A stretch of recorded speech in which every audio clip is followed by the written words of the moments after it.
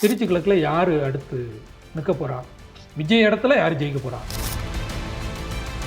வேட்பாளர் யார் அப்படின்னு பார்த்தோன்னா இப்போ எல்லாருமே என்ன சொன்னாங்க அப்படின்னா முதலமைச்சருடைய இதயத்தில் இடம்பெற்ற அந்த தொகுதி திருச்சி கிழக்கு தொகுதி.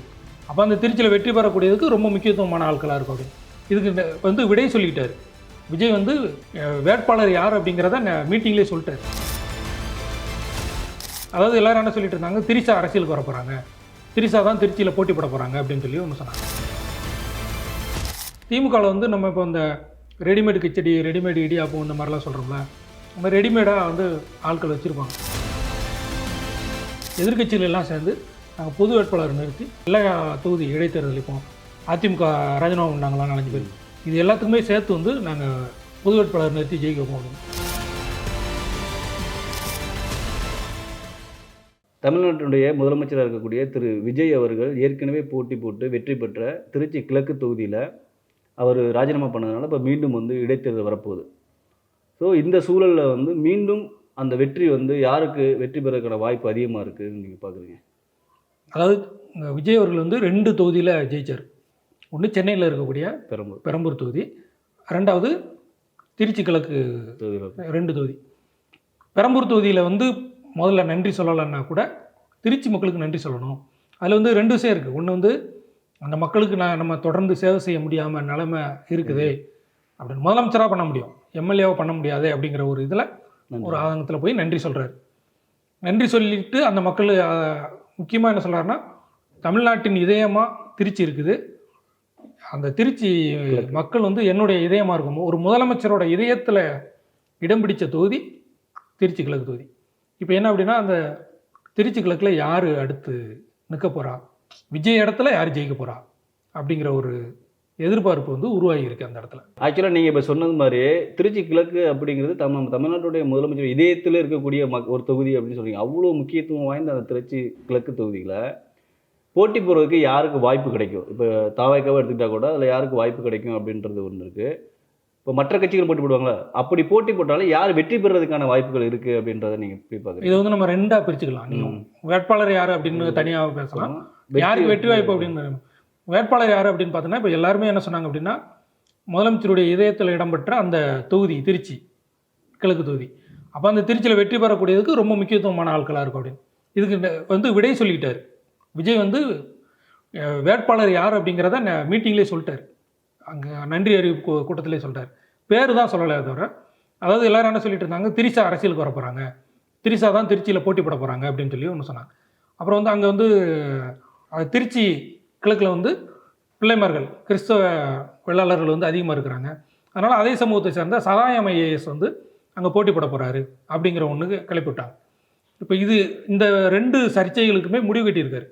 என்ன அப்படின்னா, திருச்சியில் வந்து அந்த உங்களிலேருந்து ஒருத்தரை வந்து நான் வேட்பாளராக நிறுத்துவேன், அவரை நீங்கள் விஜயாக நினச்சிட்டு ஓட்டு போட்டு விசில் சின்னத்தில் ஜெயிக்க வைங்க அப்படின்னு.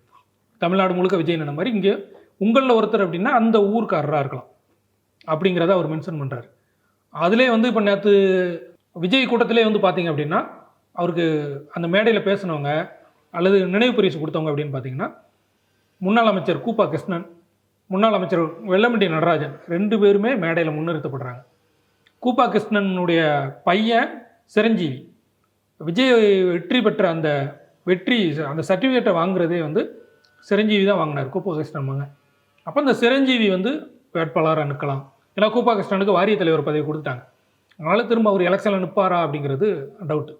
அப்புறம் வெல்லமண்டி நடராஜனும் இளைஞர்களுக்கு வாய்ப்பு கொடுக்கணும் அப்படிங்கிறதுனால அவருக்கு வாய்ப்பு கொடுப்பாங்களா அப்படிங்கிறது டவுட்டு. ஆனால் வெல்லமண்டி நடராஜனுடைய பையன் ஜவஹர்லால் நேரு, அந்த ஜவஹருக்கு வாய்ப்பு கிடைக்கலாம் அப்படிங்கிறது இருக்குது. இதில் என்ன அப்படின்னு பார்த்தோன்னா, இப்போ கூப்பா கிருஷ்ணன் வந்து ஊழலை ஒழிக்கிறோம், லஞ்சத்தை இது பண்ணுறோம் அப்படின்லாம் சொல்கிறாங்கல்ல, இதில் வந்து கூப்பா கிருஷ்ணனுக்கு அவங்க குடும்பத்துக்கு வாய்ப்பு கிடைக்குமா அப்படிங்கிறது ஒரு டவுட் இருக்குது. என்ன அப்படின்னு பார்த்தோன்னா, கூப்பா கிருஷ்ணன் வந்து ஜெயலலிதா அமைச்சரவையில் 91-96 டைமில் இருக்கும்போது சொத்து குவிப்பு வழக்கில் அவர் வந்து வேளாண் துறை அமைச்சராக இருக்கிறார், அக்ரிகல்ச்சர் மினிஸ்டர். அப்போ வந்து அவர் மேலே குற்றச்சாட்டு வருது, லஞ்ச ஒழிப்புத்துறையில் கேஸ் இருக்குது. அப்படி அவர் வரும்போது கூப்பா கிருஷ்ணன் மட்டும் இல்லாமல் கூப்பா கிருஷ்ணன், அவரோட மனைவி மல்லிகா, கூப்பா கிருஷ்ணன் தம்பி பாலு, அவங்க அக்கா கனகவள்ளி, அக்கா மகன் வானவரம்பன், அவருடைய மச்சான் சிட்டிபாபு, அவருடைய சொந்தக்காரங்க பழனியப்பன், ராஜமுத்து, இருளாண்டி, காத்தான், அவரோட மாமனார் கோவிந்தராஜன். அதாவது ஒட்டுமொத்த குடும்பமே வந்து சொத்து குவிப்பு வழக்கில் சிக்கியிருக்காங்க. அப்படிப்பட்ட கூப்பா கிருஷ்ணன் சில நாள் தலைமறைவாகவும் இருந்தார். கைது நடவடிக்கைக்கு பயந்து தலைமறைவாக இருந்ததாகவும் சொன்னாங்க. அரெஸ்ட் ஆகலை. அப்படிப்பட்ட கூப்பா கிருஷ்ணன் குடும்பத்திலிருந்து ஒருத்தர் வந்தால் எதிர்க்கட்சிகள் வந்து விமர்சனம் பண்ணுவாங்கள்ல, நீங்கள் ஊழல் ஒழிப்பெல்லாம் சொன்னீங்க அப்படின்னு விமர்சனம் பண்ணுவாங்கள்ல, அப்படி ஒரு பிரச்சனை இருக்குது. வெல்லமண்டி நடராஜன் ஃபேமிலிக்கு ஜவஹர் வேட்பாளராக நிறுத்தலாம். வெல்லமண்டி நடராஜனுக்கு என்ன அப்படின்னா வந்து கட்சி கவுன்சிலர் சீட்டு கொடுத்தாங்களா, கவுன்சிலர் சீட்டு கொடுக்கும்போது 5 லட்சம் கேட்டார், கொடுக்கல அப்படின்னு சொல்லி அவங்க கட்சியிலேருந்தே ஒருத்தர் வந்து போராட்டம்லாம் பண்ணார். மண்ணெல்லாம் தூவி கட்சி ஆஃபீஸ் முன்னால் போராட்டம்லாம் பண்ணார். அப்புறம் வந்து இவர் வெல்லமண்டி நடராஜன் மேடையில் பேசும்போதே தொண்டர்கள் கூட்டத்திலேருந்து கல்லெடுத்தெல்லாம் அடித்தாங்க. உள்ளூரில் எதிர்ப்பெல்லாம் இருந்துச்சு. அந்த மாதிரி இது அவர் மேலே இந்த கான்ட்ராக்ட் இந்த மாதிரி விஷயங்கள்லாம் அவர் பையன் ஜவஹர் தான் பார்த்துக்கிறாரு. இவர் வந்து மினிஸ்டராக இருந்தார், சுற்றுலாத்துறை அமைச்சராக இருக்கும்போது கான்ட்ராக்ட் எல்லாம் பையன் ஜவஹரே பார்த்துக்கிறாரு, கட்சிக்காரங்களை மதிக்கலை, அந்த மாதிரியான குற்றச்சாட்டுகள்லாம் இருந்துச்சு. இப்போ இந்த விஷயங்கள் என்ன ஆகும்னா இங்கே எதிரொலிக்கும். ஆனால் ஃபீல்டு ஒர்க்கர் வெல்லமண்டி நடராஜன் வந்து வட்ட பிரதிநிதியாக இருந்து அமைச்சர் வரைக்கும் வளர்ந்து வந்தவர். ஊரில் வந்து மேடை போடுறது, தொண்டர்களை கூட்டுறது, அந்த மாதிரி. அதாவது அதை நகைச்சுவை எப்படி சொல்லுவாங்கன்னா, அந்த சேரெலாம் எடுத்து போடுறது, லைட்லாம் போடுறது, மைக் செட் கட்டுறது, அது வேறு. இவர் என்ன செய்வாரா, மேடை போட்டுட்டு பலகையில் தானே மேடை போடுவாங்க, மேடையில் போய் குதிச்சு பார்ப்பாராம் வெல்லமண்டி நடராஜன் எவ்வளோ ஸ்ட்ராங்காக இருக்குது அப்படின்னு சொல்லி. அந்த பொதுக்கூட்டங்கள்லாம் நிறைய அரேஞ்ச் பண்ணவர், படிப்படியாக வளர்ந்து வந்தவர். ஆனால் இந்த மாதிரியான குற்றச்சாட்டுகள் இருக்கும்போது அந்த குடும்பத்துக்கு கிடைக்குமா அப்படிங்கிற ஒரு இதுவும் இருக்குது. அப்போ தவிக வேட்பாளர் யார் அப்படிங்கிறது எப்படி அந்த 234 தொகுதிக்கு எதிர்பார்க்காத ஆட்கள் வந்தாங்களோ, திருச்சி கிழக்குலேயே அப்படி ஒரு நபராக அந்த ஊரில் இருந்து வர்றதுக்கான வாய்ப்புகள் இருக்குது. அதாவது நீங்கள் சொல்கிறது பார்த்தா இவங்க 2 பேர் இல்லாமல் இன்னொரு நபருக்கும் வந்து கிடைக்க வாய்ப்பு இருக்குது அப்படின்னு சொல்கிறீங்க. ரசிகர்கள் இருந்து யாராவது ஒருத்தர் வரலாம். விஜய் மக்கள் மன்றம் எதிர்பாராத ஒரு நபருக்கு கூட அந்த வாய்ப்பு கிடைக்கும் அப்படின்னு சொல்ல வரீங்க. திருச்சி கிழக்கில் இப்போ தாவேக்கா போட்டி போடுற மாதிரி வந்து இன்னும் மற்ற கட்சிகள்லாம் போட்டி போடுவாங்க இல்லையா? ஸோ அந்த அப்படியான வாய்ப்புகள் கிடைக்கும்போது எந்த கட்சி வந்து வெற்றி பெறதுக்கான வாய்ப்பு இருக்கும் அப்படின்னு நீங்கள் பார்க்குறீங்க? இப்போ வந்து அதிமுக வந்து வலிமையான இடம் தான் திருச்சியில். பரஞ்சோதி, குமார், மனோகரன், இந்த மாதிரி ஆளுங்கள் இருக்கிறாங்க. அந்த மனோகரன் வந்து அரசு கொறடாக இருந்தவர், டிடிவி சசிகலா சப்போர்ட்டாக இருந்தவர். மனோகரன் வீட்டில் கணக்கு பிள்ளையாக இருந்தவர் வெல்லமண்டி நடராஜன் அப்படின்லாம் சொல்லுவாங்க. இப்போ அதிமுகவிலையும் ஒரு போட்டி கடுமையாக இருக்கும். வளர்மதி முன்னாள் அமைச்சர்கள் அவங்க எந்த இப்போ ஆனால் அதிமுகவில் இருந்து நிறைய பேர் இப்போ தாவேக பக்கம் போகிறதுனால யார் ஸ்ட்ராங்காக வரப்போகிறாங்க அப்படின்னு சொல்லி. திமுகவில் வந்து நம்ம இப்போ இந்த ரெடிமேடு கிச்சடி, ரெடிமேடு இடியாப்பம் இந்த மாதிரிலாம் சொல்கிறோம்ல, நம்ம ரெடிமேடாக வந்து ஆட்கள் வச்சுருப்பாங்க. திருச்சி அப்படின்னால அங்கே வந்து ஏற்கனவே இனிக்க விருதுராஜ் ஏற்கனவே 2 தடவை போட்டி போட்டார், ஒரு தடவை ஜெயிச்சிருக்காரு. அவரே போட்டி போடலாம். அப்படி இல்லைன்னா வந்து அன்பில் மகேஷ் அவரை வந்து தயார் பண்ணுறாங்க. அவங்க அப்பா அமைச்சராக இருந்தவங்க, இவர் அமைச்சராக இருந்தவர். அந்த தொகுதியில் வாரிசு, செல்வாக்கு, பணம் எல்லாமே இருக்குது அப்படிங்கிற. அங்கே வந்து நம்ம கணிச்சிடலாம் யார் அப்படிங்கிறதே கணிச்சிடலாம். இவங்க தான் வருவாங்க பரம்பரை அப்படிங்கிற மாதிரியான ஒரு செட்டப் வந்து இருக்குது. அப்போ அன்பில் மகேஷ் போட்டி போட்டோம்னா போட்டி கடுமையாக தான் இருக்கும். ஏன்னா இப்போ அந்த திருச்சியில் இப்போ ஜாதி மதம் பார்க்காம மக்கள் ஓட்டு போட்டாங்க அப்படின்னு நம்ம சொன்னால் கூட, விஜய் திருச்சி கிழக்கில் தேர்ந்தெடுத்து போட்டி போடுறதுக்கு காரணம் வந்து சோழிய வெள்ளாளர் சமூகம், இந்த மாதிரி கிறிஸ்தவ பிள்ளைமார்கள் இருக்கிறாங்க அப்படிங்கிறது ஒரு மெயின் காரணமாக சொல்லப்படுது. அடுத்து 2வது இடத்துல இஸ்லாமியர்கள் இருக்கிறாங்க, ஆயுதிராவிடர் பறையர் சமூகத்தில் இருக்கிறாங்க. இது மட்டும் இல்லாமல் மற்ற சமூகங்கள் இருக்குல்ல, சின்ன சின்ன சமூகங்களாக வந்து நிறைய இருக்கிறாங்க. கிறிஸ்தவர்கள் இருக்கிறாங்க, தேவேந்திர குல வேளாளர் இருக்காங்க, முத்திரையர் இருக்கிறாங்க, கள்ளர் இருக்கிறாங்க, யாதவர் இருக்கிறாங்க, முதலியார், செட்டியார், மூப்பனார், நாடார், விஸ்வகர்மா, நாயுடு, இவங்களாம் இருக்காங்க. இது எல்லாத்தையும் விட வந்து மார்வாடி ஜெயின் சமூகம்னு சொல்லக்கூடிய சௌராஷ்டிரா சமூகம், இவங்க எல்லாமே வந்து திருச்சியில் இருக்கிறாங்க. அவங்களுடைய ஓட்டுமே ஒரு 2 வார்டில் கணிசமாக இருக்குது. திருச்சியில் திருச்சி கிழக்கு தொகுதியில் சொல்கிறீங்களா? திருச்சி கிழக்கு தொகுதியில் மாநகராட்சி உட்பட்ட பகுதிகளில் 2 வார்டில் இருக்கிறாங்க. அப்போ இந்த ஓட்டுகள், அதாவது பெரும்பான்மை சமூகம் ஒரு பக்கம் அப்படின்னாலும் இந்த சின்ன சின்ன சமூகங்கள் சேர்ந்து மாற்றா ஒருத்தரை தேர்வு பண்ணலாம். அப்போ விஜய் அப்படின்னு வரும்போது ஜாதி மதம் பார்க்க மாட்டாங்க, பணம் பார்க்க மாட்டாங்க, ஓட்டு போடுவாங்க அப்படின்னாலும் அந்த வேட்பாளர் நிறுத்தும் போது அது வந்து ஒரு பெரும்பான்மையாக இருக்கக்கூடிய கிறிஸ்தவ வெள்ளாளர், முத்திரையர் சமூகம், இந்த மாதிரியான வாய்ப்புகள் தான் அங்கே வேட்பாளரை நிறுத்தக்கூடிய வாய்ப்புகள் இருக்குது.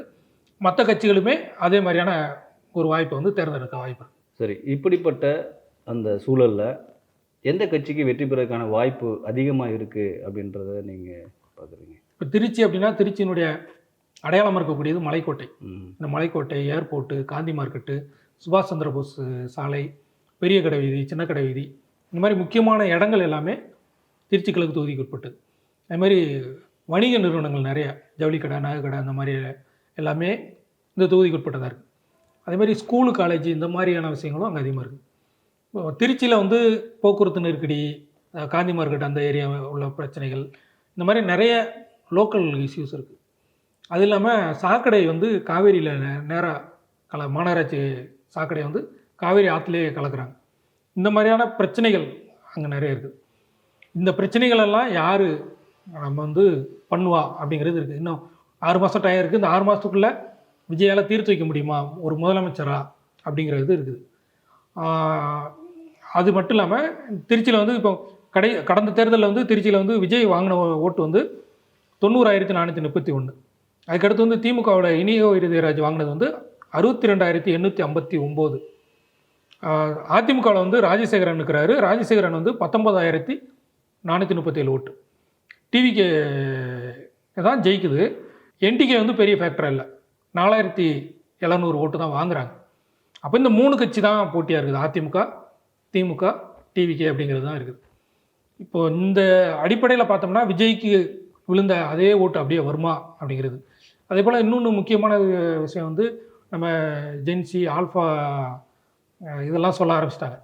இப்போ இந்த 18 வயசுலேருந்து 25 வயசு சொல்கிறோம்ல, இவங்க வந்து ஒரு 50,000 ஓட்டு இருக்கிறாங்க. இந்த இளைஞர்கள் ஓட்டு யாருக்கு அப்படிங்கிறது முக்கியம். இன்னொன்று முக்கியமாக விஜய்க்கு ஓட்டு போட்டதில் முக்கியமாக வந்து பெண்கள் 30 வயசுலேருந்து 45 வயசுக்கு உட்பட்ட பெண்கள் அதிகமாக ஓட்டு போட்டிருக்காங்க அப்படின்னு சொல்லி நிறைய இதில் கருத்து கணிப்பில் சர்வேயில் சொல்கிறாங்க. அந்த பெண்கள் வந்து அதிகமாக இருக்கிறாங்க. இப்போ இந்த ஓட்டு யார் வாங்குறாங்க அப்படின்னு முன்னாலெல்லாம் வந்து 40 வயசுலேருந்து 60 வயசுக்கு உட்பட்டவங்க தான் வெற்றி தோல்வியை தீர்மானிப்பாங்க. இன்றைக்கி 40 வயசுக்கு உள்ளே உள்ளவங்க தீர்மானிக்கிறாங்க. இந்த ஓட்டை கவர் பண்ணக்கூடியது வெறும் வசனங்கள் மட்டும் தீர்மானிக்குமா, இல்லை அங்கே உள்ளூர் பிரச்சனைகள் அடிப்படையில் தீர்மானிக்குமா அப்படிங்கிறத நம்ம வேட்பாளரை அறிவிக்கும் போது அதை வச்சு நம்ம பார்க்கலாம் எப்படி இருந்து. திருச்சி கிழக்கில் இப்போ தாவேக்கா ஒரு வேட்பாளர் நிறுத்துறாங்கல்ல, அது மாதிரி அதுக்கு போட்டியாக பொது வேட்பாளர் நிறுத்த வாய்ப்பு இருக்கா? இது வந்து ஏற்கனவே பாமக தலைவர் அன்புமணி ராமதாஸ் அவர்களும் சொல்லியிருந்தாங்க. என்ன அப்படின்னா, எதிர்க்கட்சிகள் எல்லாம் சேர்ந்து நாங்கள் பொது வேட்பாளர் நிறுத்தி எல்லா தொகுதி இடைத்தேர்தல், இப்போ அதிமுக ராஜினாமா பண்ணாங்களாம் 4 பேர், இது எல்லாத்துக்குமே சேர்த்து வந்து நாங்கள் பொது வேட்பாளர் நிறுத்தி ஜெயிக்க வைப்போம் அப்படின்னு. இது எப்படின்னா வந்து நம்ம ஒரு ஆளுங்கட்சி வந்து இடைத்தேர்தலில் தோணுச்சுன்னா அப்படின்னா அது வந்து ஒரு இண்டிகேட்டராக மாறும், அந்த ஆட்சியினுடைய இதாக மாறும் அப்படின்லாம் சொல்லியிருக்காங்க. அப்படி வந்து ஏற்கனவே நடந்திருக்குது. அப்படி வந்து ஏற்கனவே நடந்திருக்கு. காமராஜர் ஆட்சியில் வந்து திருச்செங்கோடு, திருவண்ணாமலை இடைத்தேர்தல், அப்புறம் வந்து இங்கே ஆர்கே நகர் இடைத்தேர்தல் கூட சொல்லலாம். எடப்பாடி ஆட்சியில் வந்து அவங்களே தோந்தாங்க. இந்த மாதிரி என்ன மாற்றத்தை கொண்டு வரப்போகுது அப்படிங்கிறது திருச்சி தேர்தல் முடிவு வந்து தீர்மானிக்கும். அது வந்து எதிர்க்கட்சிகள் ஒன்று சேருவாங்களா அப்படிங்கிறத நம்ம பார்க்கலாம். ஏன்னா அதிமுக, திமுக ஒன்று சேரதுக்கு வாய்ப்பு இல்லை அப்படின்னு சொல்லி இப்போ சொல்லிட்டாங்க. ஏற்கனவே ஃபஸ்ட்டு ஒரு பிரச்சனை வந்து பெரிய பாதிப்பில் இருக்காங்க. அப்போ மற்ற கட்சிகளெல்லாம் சேருவாங்களா அப்படிங்கிறது ஒரு கேள்விக்குறி தான். தேர்தலில் போட்டியிடாமல் கூட ஒதுங்கியிருக்கலாம். ஒரு சிலர் வந்து ஒதுங்கியிருக்கலாம், இன்னொருத்தவங்களுக்கு வந்து ஆதரவு கொடுக்கலாம். ஆனால் அப்படி போட்டியிடாமல் இருந்தோன்னா அது ஆளுங்கட்சிக்கு சாதகமாக தான் இருக்கும்.